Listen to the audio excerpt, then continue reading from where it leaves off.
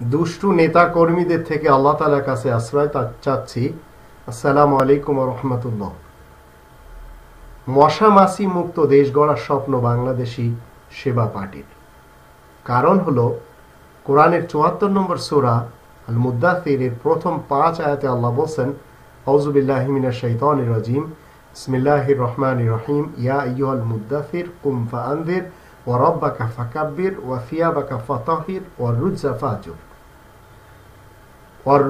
ফাজুর এর অর্থ হলো সকল আবর্জনা থেকে সবসময় দূরে থাকতে হবে।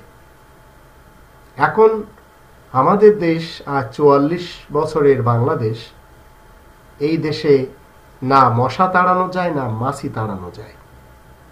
কোনো খাতে না উন্নত হয়েছে আর না আগামীতে উন্নত হওয়ার কোনো চান্স আমরা দেখতে পাচ্ছি।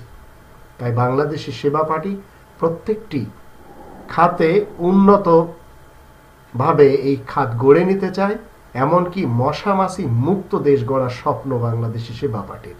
এই আয়াতগুলির দৃষ্টিতে শান্তির জীবনের জন্য অবশ্যই দরকার মশা মাছি তাড়ানো। আপনি খানা খাচ্ছেন, চারিপাশে প্লেটের চারিপাশে মাছি।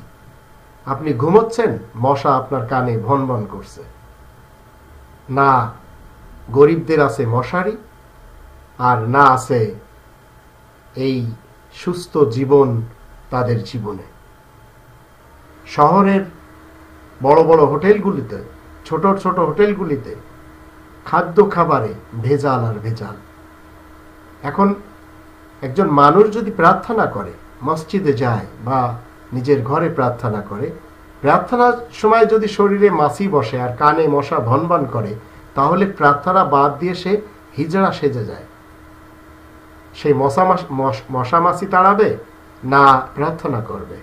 তো বাংলাদেশি সেবা পার্টি প্রত্যেকটি ডিপার্টমেন্টকে ঠিক করতে চায়, এমনকি আপনার আমার জীবনে এই মশার কষ্ট, মাছির কষ্ট যেন না হয় সেদিকে ওরা খেয়াল রাখতে চায়, আর তার দেশের সকলকে মশা থেকে মাছি থেকে মুক্ত করতে চায়।